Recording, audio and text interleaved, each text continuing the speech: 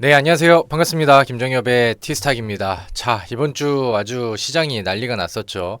이번 주 월요일은 지난 금요일 급락에 이어서 코스피, 코스닥 지수가 하루 만에 10% 이상 하락하는 역사의 기록이 될 만한 그런 좀 좋지 않은 시장이었죠. 물론 지금 경기 침체에 대한 우려감들 그런 것들이 시장을 좀 괴롭히는 요인들이 될 수는 있다라고 생각을 하지만 굉장히 좀 과한 편이 좀 심했다라는 생각이 좀 듭니다. 앞으로 이제 경기 침체에 대한 대체 방안으로 금리 인하를 준비를 하고 있고 거기에 대한 그런 호재들이 계속해서 이어지게 된다라고 하면은 저는 지금 미국으로만 쏠렸었던 자금들이 분산이 되고 유동성이 확보가 되면서 우리 증시 특히나 이제 코스닥 증시에 굉장히 좀 적극적인 움직임과 활발한 상승률 이런 부분들을 충분히 기대할 수 있다라고 생각을 하거든요. 그래서 요즘 어려운 시장, 어느 투자자들한테나 다 어려운 시기이죠. 하지만 잘 견뎌내시고 잘 버텨내시고 추후에 있을 우리의 또 좋은 상승 장세와 먹거리가 많은 그런 시장들을 차분하게 기다려 보시면 좋을 것 같습니다. 자, 오늘은 지금 시장이 흔들리는 속 안에서도 전반적인 대세들이 바뀌고 있습니다. 결론부터 말씀을 드린다라고 하면 요즘 반도체 그다음에 2차 전지 요런 주요 업종보다는 제약주들의 활약이 굉장히 좀 두드러지고 있는 그런 상황이죠. 그래서 그런 부분들을 감안을 해서 지금 시장의 대세가 제약주들로 이제 바뀌고 있는데 거기에 대한 이유와 지금 이 상황들과 이 현상들이 앞으로 더 짙어지고 더 강화될 수 있을 만한 내용들 그다음에 그럼 우리가 어떤 종목들에 집중을 하면 좋을지 이런 부분들을 같이 공부를 해보시면 좋을 것 같습니다. 자, 일단은 2024년도 벌써 하반기를 넘어서서 8월이 지나가고 있습니다.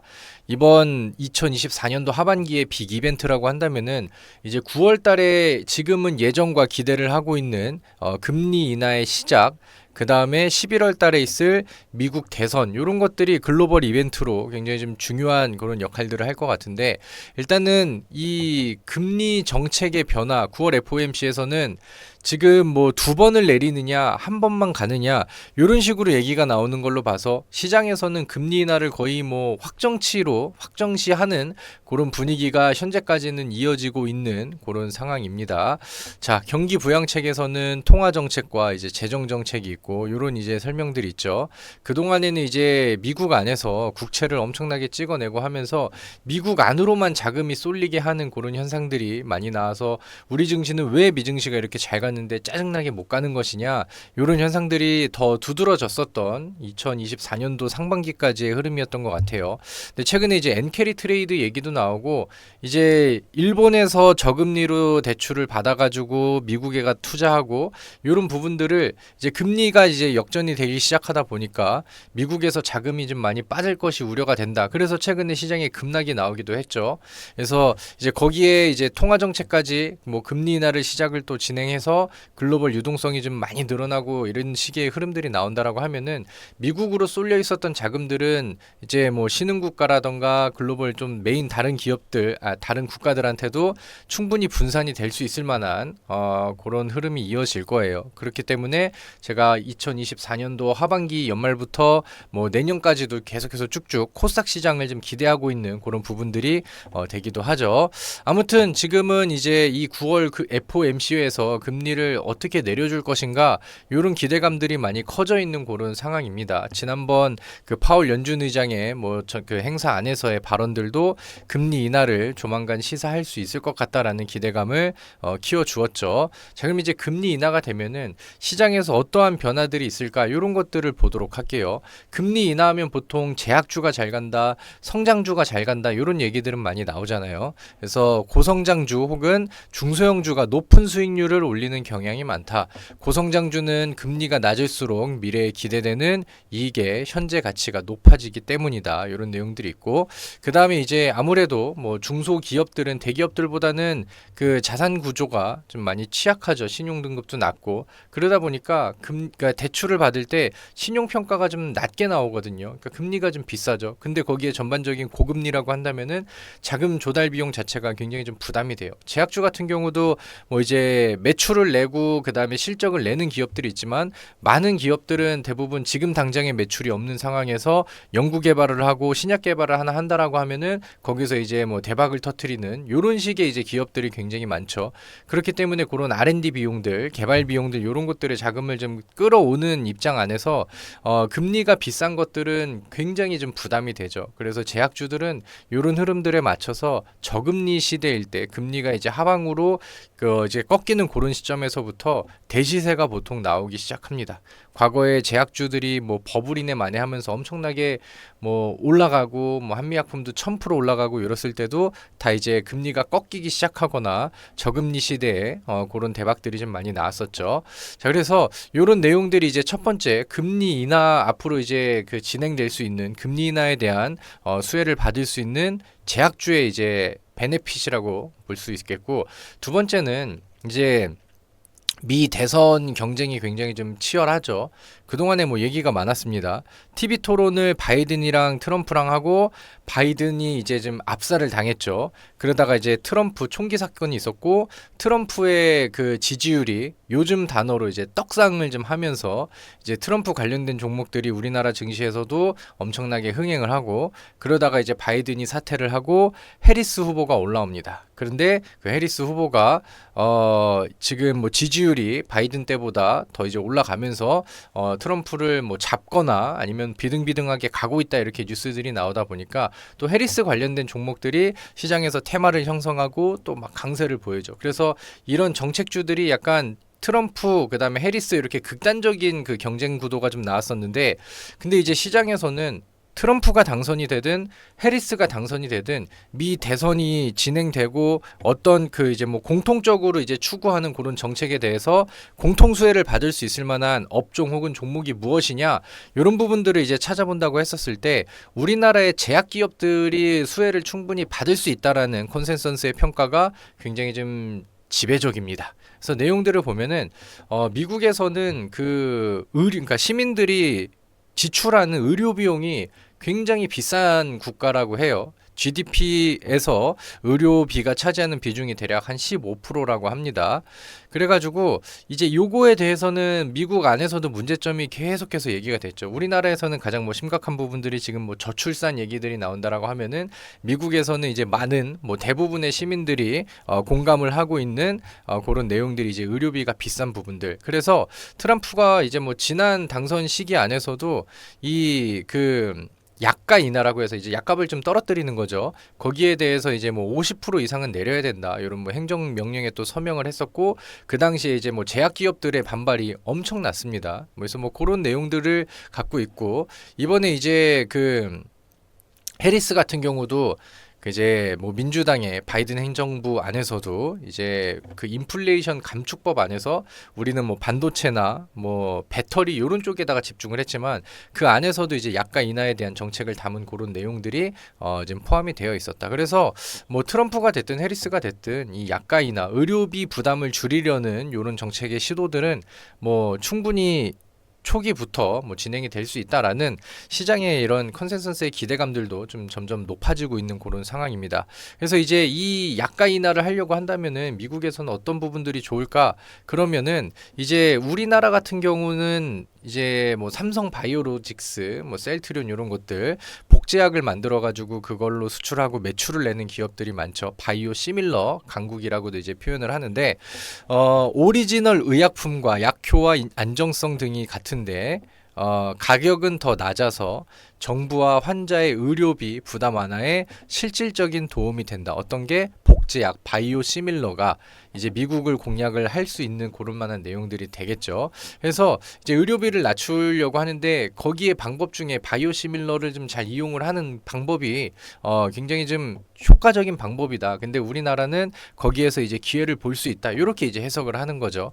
그래서 이제 뭐 미 대선에 대한 수혜주로서도 평가를 받고 있습니다. 물론 실제로 어떤 정책들이 나올지는 두고 봐야겠지만 보통 이제 정책 수혜주들은 대선이 있기 전에 반응이 나오고 지금 제약주들이 강한 어느 정도의 이유 중에 하나는 미 대선에 대해서 바이오시밀러 시장이 더 성장을 할 수 있을 것이다. 이런 기대감들이 같이 시장에서 좀 지배적이기 때문에 이런 그 더블 모멘텀 수혜를 좀 같이 받고 있는 것 같습니다. 그래서 글로벌 금융 시장의 이런 그 금융 정책의 순환들 금리가 이제 인하가 되면서 전반적인 업종의 수혜가 성장주 그다음에 이제 제약주 쪽으로 갈 수 있다라는 큰 폭의 그림과 요런 이제 좀 단발적인 모멘텀들 요런 것들이 이제 더해진다라고 하면은 제약주들의 분위기는 뭐 충분히 더 강해질 수가 있겠죠. 그래서 K제약 바이오 특히나 이제 CDMO 기업 요런 것들이 이제 수혜를 받을 수 있다.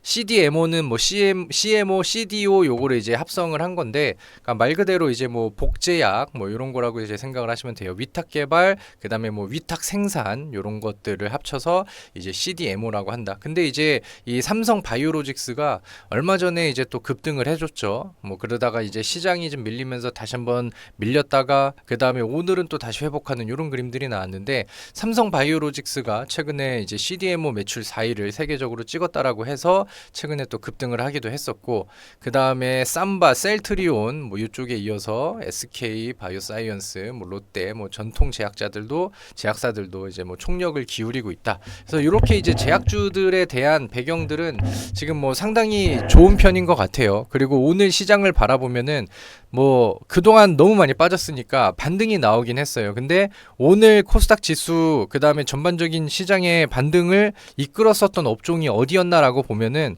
오늘 뭐 반도체들도 결국엔 올라갔고 그다음에 2차 전지들도 올라가긴 했지만 전반적으로 시총 상위 종목들에서 가장 셌었던 분야 그다음에 이제 상승 종목의 폭이 굉장히 좀 더 높게 나왔었던 종목들은 제약주 안에서 분위기들이 나왔습니다. 그래서 제약주들이 지금 뭐 현재 분위기도 좋고 그 다음에 이제 전반적인 모멘텀과 앞으로의 전망들도 굉장히 좋은 상황에서 오늘 셀트리온 같은 경우도 실적 좋은 이슈들을 좀 불러일으키면서 장중에 급등을 보여주기도 했죠.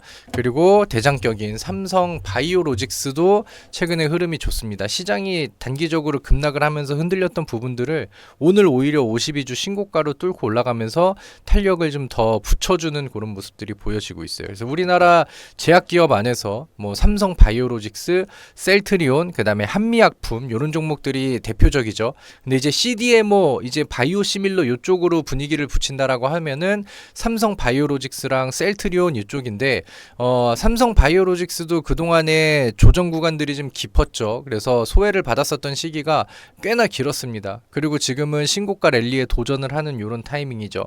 바닥에 있는 추이는 아니지만 충분히 따라가 볼 만한 그다음에 이제 일봉상 차트 안에서도 충분히 공략을 해볼 만한 기술적인 위치다라고 생각을 하고요.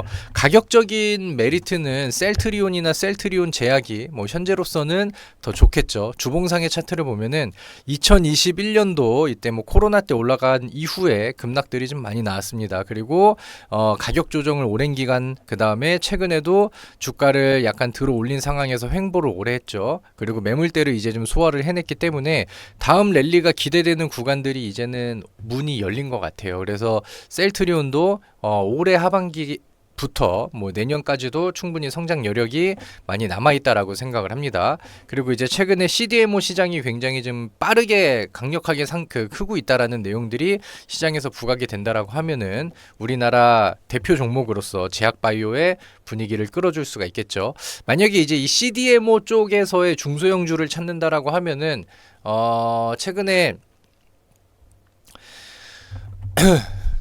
바이넥스라는 종목이 뭐 시장에서는 대표적으로 좋은 평가를 받고 뭐 중소기업 안에서는 바이오시밀러에 뭐 굉장히 좀 특화되어 있는 기업이죠. 그래서 이런 것들은 먼저 반응이 나왔고 그 다음에 이제 동구바이오제약이라는 종목도 최근에 이제 이 CDMO 시장 안에서의 매출이 굉장히 좀 높게 나오고 역대급 실적을 이끄는 그런 자극제가 되었기 때문에 이쪽 시장과 뭐 삼성바이오로직스, 셀트리온의 이제 상승률들 이런 것들이 후속으로 끌고 갈 수 있을 있을 만한 위치를 충분히 보여줄 것 같다라고 이제 생각을 합니다. 그래서 지금은 멀리 본다라고 하면은 셀트리온, 삼성바이오로직스, 한미약품 이런 대형주를 묵직하게 끌고 가도 좋다라고 생각을 하고요. 시장의 반등에서 누가 조금 더 힘을 써줄까, 아니면 재료적으로 한 방에 튀어줄 수 있을 만한 재료가 누가 있을까, 중소형 종목들이 뭐가 있을까라고 한다면 여기 나와 있는 동구 바이오 제약 이런 종목들을 여러분들 관심권에 두고 눈여겨 보시면 좋을 것 같습니다.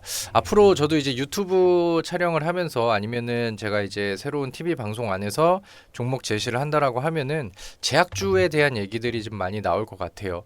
그러니까 이제 뭐 작년도에 뭐 반도체 같은 느낌처럼, 아니면 그 전전년도에 2차 전지 같은 종목처럼, 아니면 올해 상반기에 아니면 뭐 현재까지 우리나라 조선주처럼, 그러니까 뭔가 포트에 종목이 없으면 시장 흐름과 이제 굉장히 좀 소외되고, 뭔가 이제 좀 존재감을 주식시장에서 못 느낄 만한 그런 상황이 올 것 같아요. 어디에서? 이번에는 제약 업종에서. 그래서 뭐 많은 제약 종목들이 뭐 가지각색의 이슈들을 가지고 있고, 뭐 제약주 안에서도 많은 테마들이 좀 분류가 되긴 하지만 2024년도 하반기에는 우리가 꼭 가지고 갈 만한 업종 중에 하나는 제약 바이오가 되지 않을까라고 생각을 합니다. 물론 제약 바이오가 변동성이 좀 많이 세기 때문에 제약 바이오가 이제 좀 잘못 선택을 해서 안 좋은 기억을 가지고 있는 개인 투자자분들도 굉장히 많을 거라고 생각을 합니다. 그래서 그런 부분들이 우려가 된다라고 하면은 앞서서 보여드렸던 뭐 셀트리온, 아니면 여기 뭐 동구바이오 제약 이런 종목들처럼 오랜 기간 동안 가격 조정을 받아서 바닥에서 이제 시작을 하는 그런 가격 메리트까지 기술적으로 좀 더해져 있는 이런 종목들을 선택을 하셔도 충분히 매력적이다라고, 그다음에 리스크를 낮출 수 있다라고 저는 생각을 합니다. 자, 오늘 제가 준비한 내용은 여기까지입니다. 오늘 내용이 마음에 드셨다라고 한다면 구독과 그다음에 좋아요, 많은 응원 댓글을 부탁드리도록 하겠고요. 자, 어려운 시장입니다. 여러분들 그지 같은 시장이죠.